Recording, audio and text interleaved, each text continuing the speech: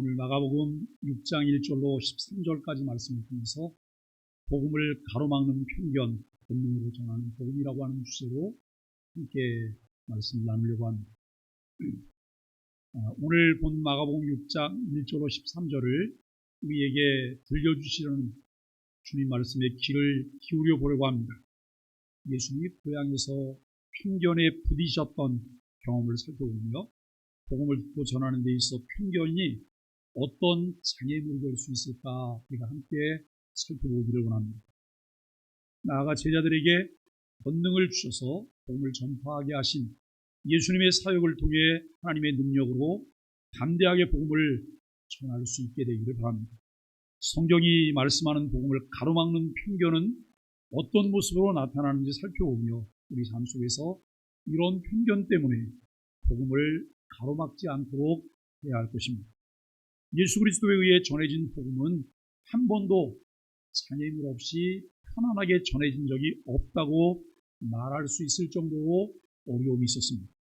그럼에도 복음은 어떤 장애물에도 굴하지 않고 전파되었습니다. 복음은 철의 장막을 뚫고라고 하는 책이 있습니다. 제가 아주 어릴 때 만났던 책인데요. 지금은 품절이 되어서 구입할 수 없는 책입니다. 1971년 생명의 말씀사를 통해 우리나라에 소개된 그런 책입니다. 이 브라더 앤드류라고 하는 사람을 통해서 이 책이 쓰여졌고 생명의 말씀사 편집부가 이 책을 번역을 했습니다. 그런데 이 책 내용은 놀랍게도 북한에서 복음이 전파되고 있다고 하는 소식입니다. 제가 아주 어릴 때 이 책을 만나고 굉장히 충격을 받았어요. 저는 어릴 때 제가 살던 동네가 저 경기도 파주였거든요. 가끔 이 대남방송이 들려오는 데고, 대남방송이 들려오는 데고, 그리고 어릴 때 반공교육을 굉장히 철저하게 받아서 동네 낯선 사람만 나타나면 그럼 그 사람을 간첩 신고를 하던 그런 동네에 우리가 살았어요. 근데 여러분, 북한에 관해서 굉장히 폐쇄되고 이렇게 이야기를 듣고 성장을 하고 이 책을 봤는데 그게 과연 가능할까라고 하는 생각입니다. 제가 어릴 때 받았던 충격 중에 하나가 빨갱이라 그래서요. 북한에 있는 간첩은 얼굴이 빨간 색깔인 줄 알았어요. 빨갱이라고 그래서 빨간 색깔인 줄 알았는데 학교에서 수업을 하는데 총소리가 들리고 그 다음에 이제 그 간첩을 잡아서 간첩이 지소에 있다는 거예요. 갔어요, 아이들 같이. 지소 마당에 뭐가 이렇게 있고 거기에 가만히 있어요. 시신인데 얼굴이 보여요. 제가 그걸 보고 큰 충격을 받았어요. 왜냐하면 얼굴이 빨갛지가 않아요. 우리 옆집 아저씨가 똑같이 생긴 거예요. 그건 도대체 간첩을 어떻게, 그러면서도 낯선 사람만 나타나면 와서 신고하는 건 도대체 뭐예요? 그건 참 모순덩어리의 그 어린 시절인데 그런 이야기를 들으면서 자랐기 때문에 이 책은 저한테 굉장히 충격적이었어요. 북한에 성경책이 전달되어지고 또 성경책을 통해서 예수 믿는 사람이 있고 비밀리에 예배드리는 사람들이 있고 예배드리다가 잡혀서 죽게 되는 사람도 있고 그리고 농장에서 일을 하면서 찬송을 불러야 되는데 이 사람들이 찬송을 부를 수가 없으니까 북한 혁명가에다가 노랫말을 바꿔서 그 혁명가를 부르는 사람도 있다는 그런 내용들을 듣게 됐습니다. 사실 이 책을 통해서 우리도 몰랐던 사실을 알게 된 것이죠. 완전 폐쇄된 북한 사회에 성경이 배달되고 있다는 것, 또 복음이 전파되는 것, 비밀 예배하는 그리스도인들이 있다는 충격적인 내용입니다. 수많은 장애물이 있지만 복음은 지난 2000년간 계속 전파되어 왔습니다. 사람의 힘으로 되지 아니하고 오직 성령의 권능으로만 가능한 일이다라고 하는 것을 우리는 알게 됩니다. 오늘 말씀을 통해 하나님의 권능에 의지하는 복음 전파가 무엇인지 이해하고 성령의 도우심을 통해 담대하게 복음을 나누는 삶을 우리도 결단해야 할 것입니다. 예수님께서 부활하시고 승천하시기 전에 성령이 너희에게 임하시면 너희가 권능을 받고 예루살렘과 온 유대와 사마리아와 땅끝까지 이르러 내 증인이 되리라 라고 말씀하셨습니다. 그것이 사도행전 1장 8절에서 주님 승천하시기 직전에 하셨던 말씀이죠. 제자들을 비롯한 모든 그리스도인들에게 주신 가장 위대한 명령이 복음을 전파하는 명령입니다. 사람들은, 성경은 이 사람들을 보고 증인들이라 라고 말합니다. 베드로와 요한이 복음을 전하다가 잡혀갔어요. 잡혀갔는데 관가에서 그들을 이제 매를 때리면서 뭐라고 말하냐면, 다시는 예수의 이름으로 말하지 말라. 다시는 예수의 이름으로 말하지 말라. 그랬더니 이 베드로와 요한이 뭐라고 말하냐면, 우리가 보고 들은 것을 전하지 않을 수가 없다. 우리는 보고 들은 것을 전하지 않을 수가 없다라고 이야기하고 있습니다. 여러분, 이제 이 증인은 가감없이 전하는 사람들이 증인입니다. 복음의 본질과 권능을 실제적으로 경험하고 편견과 두려움을 넘어선 복음 전파의 삶을 살아가도록 성경은 우리에게 사명을 주셨습니다. 여러분, 뭘 들으셨나요? 뭘 보셨지요? 뭘 느끼셨고 무엇을 가지고 있습니까? 내가 보고 듣고 느끼고 가진 것이 없다면 내어놓을 수 있는 것이 아무것도 없습니다. 성경은 우리에게 증인이 되라고 말씀하시지만 나는 증인 노릇을 할 수가 없는 것이죠. 지난 본문인 마가복음 5장 35절로 43절에서 우리는 예수님께서 야이로의 딸을 살리시는 사건을 보았습니다. 죽음이라는 절망적인 상황에서 예수님은 두려워하지 말고 믿기만 하라는 말씀으로 두려움을 극복하게 하셨고 하나님의 능력을 나타내십니다. 죽은 야이로의 딸을 다시 살게 하셨습니다. 이 사건을 통해 우리는 믿음이 하나님의 능력을 경험하는 통로라고 하는 것을 배울 수 있었습니다. 마가복음 6장으로 넘어가면서 예수님께서 고향으로 돌아가시는 장면이 나옵니다. 그곳에서 예수님은 고향 사람들이 가진 편견과 불신에 부딪히게 됩니다. 사람들은 예수님을 단지 목수의 아들로 바라보며 그의 말씀과 능력을 믿지 못했습니다. 우리가 여러분 그 앞부분에서 말씀을 나눴던 예수님이 복음을 전하는 현장에 예수님의 어머니와 형제들이 찾아왔다라고 이야기합니다. 그때 예수님이 누가 내 형제며 내 모친이냐라고 묻습니다. 내 아버지의 뜻대로 행하는 자들이 내 모친이며 내 형제들이라고 예수님 말씀하셨어요. 그런데 왜 예수님의 어머니와 그 형제들이 예수님을 찾아왔습니까? 사람들의 말 때문에, 사람들이 전하는 소문 때문에 예수님을 찾아온 거예요. 사람들이 뭐라고 말하냐면 예수가 미쳤다는 거예요. 예수가 미쳐서 능력을 행하기도 하고 예수가 미쳐서 자기를 하나님의 아들이라고 말합니다. 이런 염려 속에 여러분 그의 어머니와 형제들이 예수님을 찾아왔어요. 이런 것들을 우리가 배경으로 살펴볼 때 예수님의 고향 동네 나사렛에서 사람들이 가지고 있는 예수님에 대한 생각은 어땠을까라고 합니다. 미친 사람이야. 그죠? 미친 사람이야. 그리고 조금 이상해. 라고 하는 거예요. 이런 마음들을 사람들이 가지고 있는데 그 고향 동네에 예수님이 가신 거예요.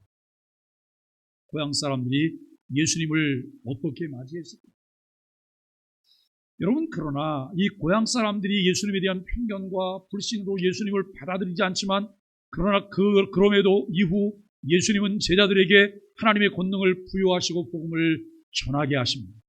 오늘 본문을 통해 복음의 길을 막는 편견과 권능으로 복음을 전하는 모습에 대해서 함께 살펴보기를 원합니다. 첫 번째는 1절로 6절을 통해서 복음을 가로막는 편견과 불신입니다. 예수님께서 고향 나사렛에 돌아오셨을 때 그곳 사람들은 예수님의 가르침과 기적을 놀라워하면서도 그의 출신과 배경을 문제 삼아 불신했습니다. 우리가 여러분 산상수훈이라고 말할 수 있는 마태복음 5장, 6장, 7장 말씀을 보시면서 7장 끝부분에서 주여 주여 하는 사람들마다 다 천국에 들어갈 것이 아니라고 말합니다. 내 아버지의 뜻대로 행하는 자들이 천국에 들어갈 것이라 라고 말합니다. 그런데 사람들이 예수님께서 전하시는 말씀을 들으면서 그들이 이렇게 말합니다. 도대체 이 사람은 누구냐? 이 사람은 누구냐? 이 사람의 전파함이 기이하도다 라고 말합니다. 다른 선지자나 서기관들과 같지 아니하고 이 사람의 말씀이 놀랍다라고 하는 그런 평가를. 나사렛 사람들도 그런 생각들을 일부 가지고 있습니다. 그럼에도 불구하고 그들은 예수님의 출신과 예수님의 배경을 문제 삼아서 불신, 그의 입을 통해 전파되는 말씀을 받아들이고 있지 않다는 것입니다. 그들은 예수님을 마리아의 아들 몫으로만 보며 하나님께서 보내신 메시아라는 사실을 받아들이지 못했다고 하는 것을 3절이 말씀하고 있습니다. 이러한 편견과 선입견이 그들의 마음을 가로막았고 결국 예수님께서 그곳에서 더 많은 기적을 행하시지 못하게 했습니다. 그럼 설교는 뭐로 듣는 거예요? 설교는 무엇으로 들어요? 귀로 들어요? 설교는 마음으로 듣습니까? 아니요. 그것보다 한 걸음 더 나아죠. 설교는 관계를 통해 듣는 겁니다. 여러분, 관계가 바르게 형성될 때 편견 없이 설교를 들을 수 있어요. 그러나 관계가 왜곡되면 아무리 좋은 말씀이라 할지라도 그 말씀을 있는 그대로 순전하고 순수하게 받아들이는 것이 쉽지가 않아요. 이제 하나님의 아들이신 예수님께서 나사렛이라고 하는 동네에 오셔서 말씀을 전하시지만 그들 마음 가운데는 편견과 불신 때문에 받아들이지 않아요. 그것 때문에 상대적으로 어떤 일이 일어나냐면 그 동네에서 예수님이 기적을 많이 행하시지 않습니다. 그 동네 사람들이 기적을 많이 혜택을 보는 일이 없다라고 하는 것을 우리가 생각하게 됩니다. 팀 켈러는 이 구절에서 편견이 하나님의 사역을 바라보는 우리의 시각을 제한한다라고 설명합니다. 우리가 선입견을 내려놓지 않으면 하나님의 역사를 제대로 볼 수 없다고 경고해요. 그러면 성경을 보면서 우리가 하나님을 믿을 수 있을까? 성경을 보면서 우리가 무슨 수로 하나님을 믿을 수 있습니까? 우리의 눈이 어두워져서 우리가 무지 때문에 성경을 바르게 이해할 수가 없는 거예요.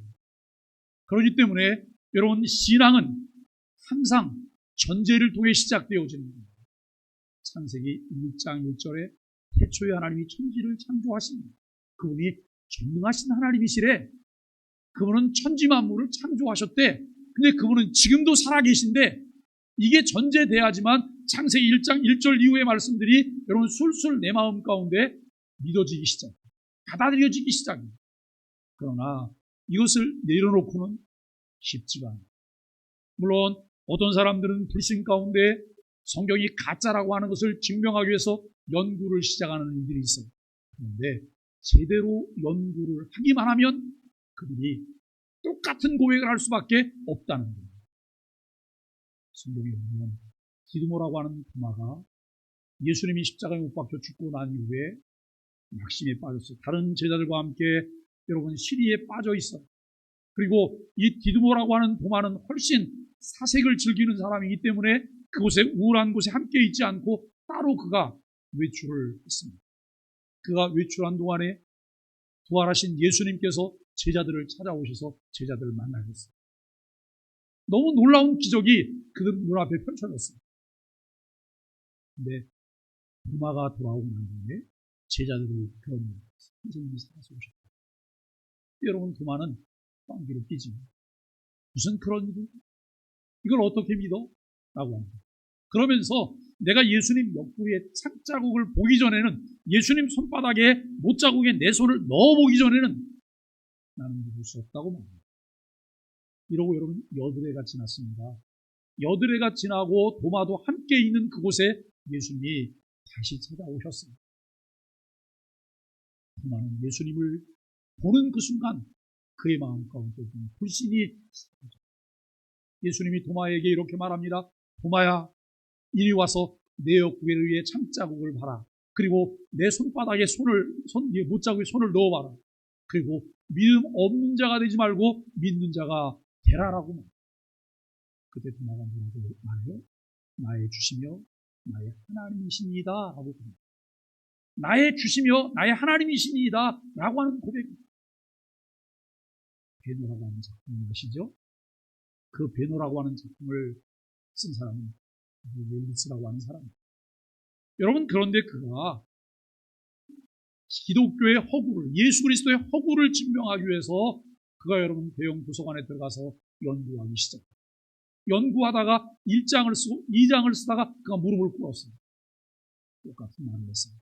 나의 주 나의 하나님이십니다 라고 고백했어요. 어설프게 담 너머로 내가 여러분 살펴보면 정확한 것을 보기가 어려워요. 그러나 조금 더 정확하게 이 내용들을 알아가기 시작한다면 그는 머지않아 똑같은 고백을 할 수밖에 없다는 거예요. 우리가 선입견을 내려놓지 않으면 하나님의 역사를 제대로 볼 수 없음을 알아야 됩니다. 예수님의 고향 사람들은 편견 때문에 그분이 주시는 복음과 구원의 능력을 경험하지 못했습니다. 우리도 혹시 복음을 전할 때 상대방을 누구일 뿐이라 여기며 그 사람을 판단하고 있지는 않습니까? 또는 우리가 예수님을 바라볼 때 편견이나 선입견으로 인해서 그분의 능력을 의심한 적은 없을까요? 두 번째로 7절로 13절입니다. 권능으로 전하는 복음입니다. 예수님께서 제자들에게 복음을 전파할 권능을 주시고 그들을 둘씩 짝지어 보내십니다. 그리고 지팡이 외에는 아무것도 가지지 말라고 명하십니다. 오직 하나님의 능력에 의지하여 나가라고 말씀하십니다. 여러분, 이때가 예수님이 십자가에 못 박혀 죽고 부활하신 이유인가요? 아니에요. 아직 예수님께서 십자가에 지시기 전에 공생애를 보내고 있는 기간입니다. 공생의 기간 동안 예수님을 따르던 제자들은 예수님을 통해 충분히 훈련을 받았어요. 목격했어요.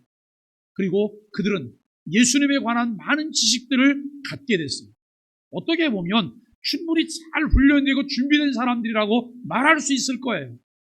그러나 성경 다른 곳에서 우리가 여러분 이 타임머신을 통해서 시간을 앞으로 쭉 돌려보면 이렇게 훈련받았던 이들이 예수님이 십자가에 못 박혀 죽고 난 이후에 이들이 보인 태도는 어떤 태도였습니까? 시위와 좌절입니다.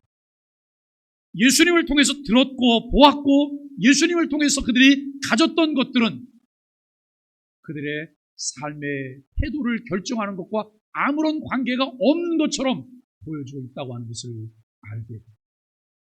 우리는 이 부분을 보면서 신앙생활하면서 우리가 장난할 수 있을까? 신앙생활하면서 내 믿음의 근거는 무엇일까? 이런 생각들을 해보아야 할 것입니다. 복음 전파가 우리의 능력이나 소유가 아닌 하나님의 권능에 전적으로 의존해야 함을 가르쳐야 합니다. 그런 사람이 언변이 좋아요. 말을 잘해요. 설득력이 있어요. 어느 정도 영향력이 있을 거예요. 그러나 그 사람을 돌이켜서 예수 그리스도를 믿게 하는 것은 그 사람의 역량이 아닙니다. 우리는 다만 전파하는 스피커 노릇을 할 뿐이에요. 그 결단은 누가 해요? 결단은 성령께서 은혜를 베풀어 주실 때 그가 결단할 수 있는 거예요. 성령께서 은혜를 베풀어 주실 때 우리는 다만 메신저 역할을 하는 거예요. 나 전파하는 거죠. 내가 보고 들은 것을 사람들에게 전하는 거예요. 이것이 우리에게 주어진 사명입니다. 제자들은 예수님 말씀에 따라서 나아가 귀신도 내쫓아요. 병든 자를 고치는 사역을 통해서 하나님의 나라가 전파돼요. 얼마나 여러분 대단해요? 많은 사람들이 몰려들만 하지요? 그런데 과연 그게 내 거냐라고 합니다. 내 주머니에 들어있기 때문에 언제든지 내가 사용할 수 있는 것이냐라고 하는 것입니다. 여러분들이 앞에 화면을 보고 계세요. 이 화면을 넘기기 위해서 여러분 이게 저절로 넘어가죠? 제가 말이 딱 끝나고 나면 때가 되면 이게 저절로 넘어가지 않나요? 아니에요. 제 손 안에 리모컨이 있어요. 리모컨을 가지고 제가 넘겨야 될 때 이것을 넘기는 거예요. 마치 내가 무엇을 할 수 있는 것처럼 내가 대단한 것처럼 우리가 생각합니다. 그러나 장례를 치르면 사람 아무것도 아니라는 생각입니다. 기고만장하고 큰 소리를 치는 사람도 숨이 끊겨지면 똑같습니다. 싸늘합니다. 아무리 불러도 대답하지 않아요. 막 옆에서 욕을 해도 눈도 뜨지 않아요. 죽었기 때문에. 우리는 무엇을 할 수 없다는 것을 생각합니다. 우리는 복음을 전할 때 성령의 권능을 의지하고 있습니까? 여러분, 이전에 선행돼야 될 질문은 이런 질문이죠. 복음 증거가 나에게 주어진 사명이라고 믿으십니까? 복음 증거가 나에게 주어진 사명이에요? 아무 대답을 속으로만 하고 계세요? 어떠세요? 복음 증거가 나에게 주어진 사명일까요? 사명이지. 하나님께서는 우리를 두 번 부르셨어요. 첫 번째는 구원으로 나를 부르셨어요. 그래서 구원받은 하나님의 자녀가 되게 하세요. 또 한 번 부르세요. 그 부르심은 사명의로의 부르심이에요. 그 일을 위해서 우리가 살고 있다고 하는 거예요. 그런데 이 복음 증거가 내게 주어진 사명인데 우리는 복음을 전할 때 성령의 권능을 의지하고 있느냐라고 하는 것입니다. 아니면 나의 힘이나 지식에 더 의존하고 있지는 않습니까? 오늘 본문이 전하려는 핵심 메시지는 편견을 넘어선 복음 전파와 이 권능에 의지하는 삶이에요. 첫째는 편견은 복음의 길을 막는 장애입니다. 편견은 내가 복음을 듣는 것도 막는 장애물이 돼요. 하나님의 은혜 속에 사는 것도 방해하는 장애물이 된다는 거예요. 편견은 나로 하여금 다른 사람의 복음을 전할 수 없게 해요. 성경은 부한 자보다 가난한 자에 대한 관심이 더 많아요. 성경은 강한 자보다는 약자에 대한 관심이 더 많아요. 제가 우리 교회 와서 목회를 하는 중에 어떤 분이 저게 이렇게 조롱하는 소리를 들었어요. 목사님이 좋아하는 사람들이 이렇게 목사님이 좋아하는 사람들이 그들이 굉장한 약자들이었어요. 제가 그 말을 들으면서 참 마음이 답답했어요. 제가 좋아하는 사람들이 아니라 누가 좋아하는 사람들이에요? 주님이 좋아하는 사람들이에요. 주님이 좋아하는 사람들이고 주님이 긍휼히 여겨주는 사람이고 주님께서 우리에게 그들을 돌보라고 말씀하신 사람들이에요. 이것은 당연히 그리스도를 따르려고 하는 사람들이 가져야 될 마음들이라고 하는 것을 알게 됩니다. 예수님의 고향 사람들은 예수님을 제대로 바라보지 못했고 그로 인해 그분의 권능을 경험하지 못했습니다. 우리도 편견과 선입견으로 인해 복음을 받아들이지 못하고 사람들을 판단하며 복음을 전하지 못하는 경우가 있을 수 있습니다. 하나님은 우리가 이러한 편견을 내려놓고 복음의 진리를 온전히 받아들이고 전하기를 원하십니다. 둘째, 복음 전파는 하나님의 권능에 의지하는 사역입니다. 예수님은 제자들에게 아무것도 소유하지 않고 오직 하나님의 권능에 의지하여 나가라고 말합니다. 아무것도 갖고 가지 말라는 거예요. 지팡이 외에는 아무것도 가지고 가지 말라고 말합니다. 이는 우리의 힘이나 지식이 아닌 성령의 역사와 하나님의 권능이 복음 전파를 이루는 열쇠라고 하는 것을 우리에게 보여주고 있습니다. 세 번째, 복음은 편견과 장애물을 뛰어넘어 모든 사람에게 전파되어야 합니다. 하나님께서는 우리가 사람들의 배경이나 과거를 판단하지 않고 복음의 능력을 모든 사람들에게 전하는 일에 헌신하기를 원하십니다. 어떤 분이 이런 말씀하세요. 목사님, 저에게 전도해서 뭐해요? 제대로 걷지도 못하는데 자기 몸도 못 닦는데 전도해서 그러면 이분은 무슨 생각을 가지고 지금 전도를 하려고 그러는 거예요? 지금 제대로 걷지 못하고 여러분 힘도 쓸 수 없는 약자에게 더 복음이 필요하지 않아요? 어쩌면 여러분 그가 죽음을 얼마 앞두고 있지 않다고 한다면 누구보다도 그에게 복음 전파가 더 필요하지 않을까요? 그럼에도 불구하고 우리는 복음 전파에서 그를 써먹을 생각만 합니다. 우리에게 도움이 될까? 교회에 도움이 될까? 이게 계산된 생각이죠. 그게 아니고 순수하게 그리스도의 복음을 전하라는 거예요. 내게 복음이 필요한 모든 사람들에게 복음을 전하라는 거예요. 어떤 사람은 이렇게 말합니다. 목사님, 저 사람 우리 교회 너무 큰일 나요. 우리 교회 망해요. 제가 여러분 그런 말을 목회하면서 여러 번 들어봤어요. 특별히 아이들에게 많이 들어봤어요. 거칠거나 험한 사람에게 교회 나오는 얘기 하지 말라는 거예요. 그 사람이 교회 나오면 망한다는 거예요. 교회 가는 역할이 뭐예요? 교회 가는 역할은 변하여 새 사람 되게 하는 역할이잖아요.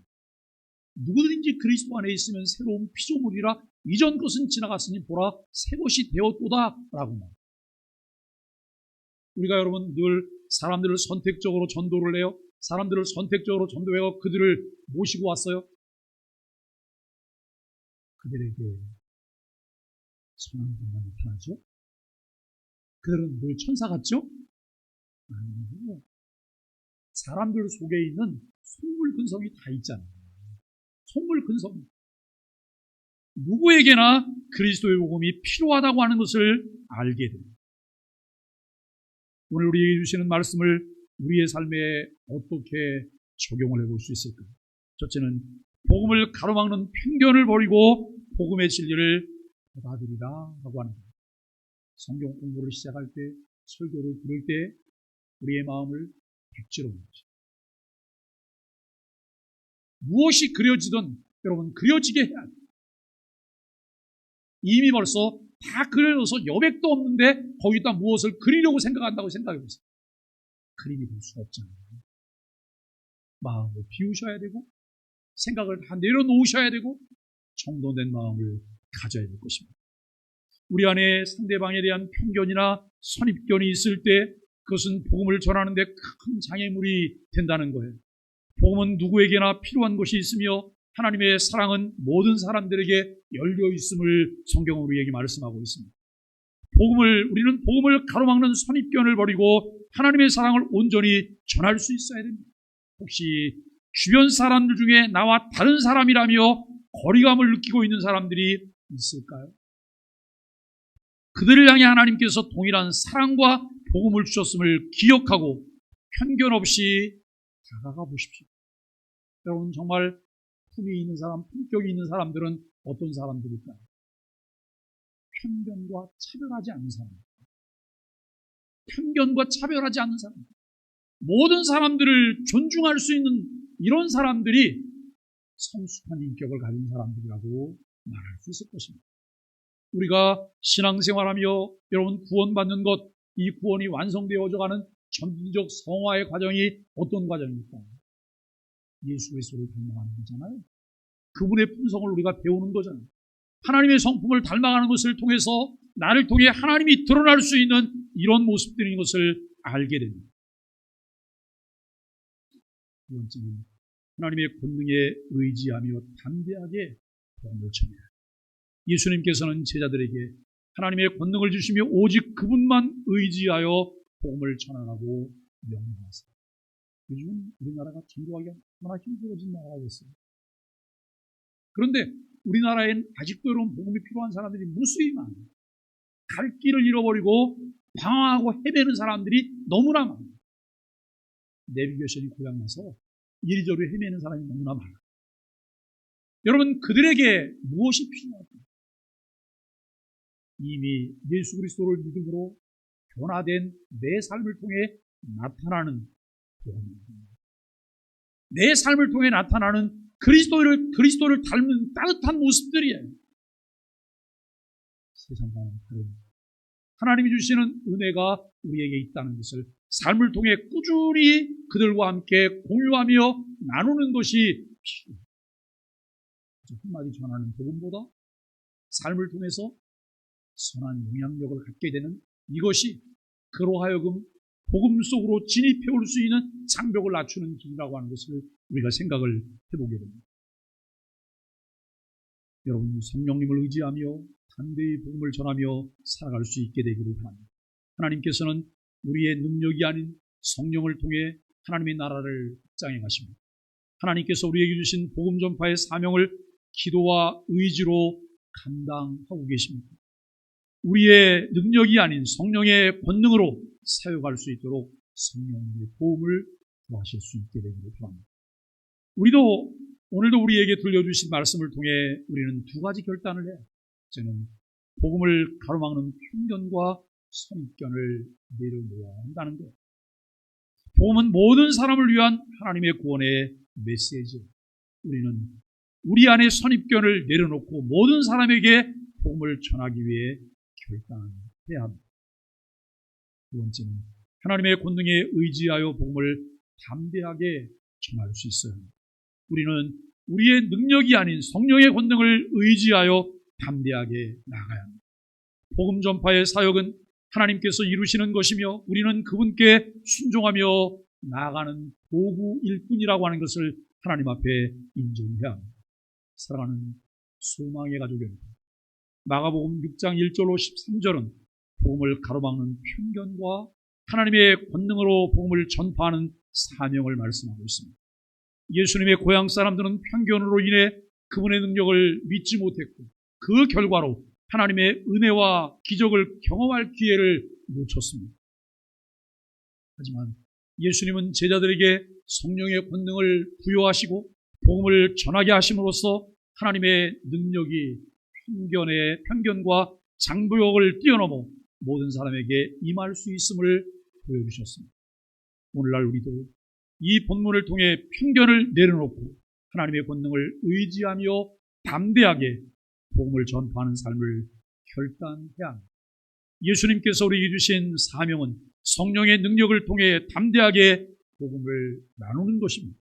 우리의 지식이나 능력에 의존하는 것이 아니라 오직 성령의 인도와 권능에 의지하여 모든 사람들에게 복음의 기쁜 소식을 전해야 합니다. 여러분 혹시 복음 전파의 길을 막는 편견이나 선입견이라고 하는 이 통에 갇혀 있지는 않을까요? 우리들 나름대로 가지고 있는 프레임이 있어요. 어떤 사람은 그것을 트라우마라고 얘기해요. 이미 내가 했던 경험 때문에 열린 마음으로 성경을 보지 않아요. 열린 마음으로 교회를 바라보지 않아요. 열린 마음으로 말씀을 듣지 않아요. 갇혀있는 그 통, 이것을 바라봅시다. 또는 복음 전파에 있어서 자신의 힘보다 하나님의 능력을 의지하고 있습니까? 이제 우리 모두가 하나님의 권능을 신뢰하며 편견을 내려놓고 담대하게 복음을 전하는 사명을 감당하고 결단할 수 있기를 바랍니다. 예수님의 은혜와 능력을 온전히 신뢰하며 하나님의 나라가 확장되도록 복음을 전하는 삶을 살아가는 소망의 가족인 것입니다. 예수 그리스도 이름으로 간절히 축복합니다.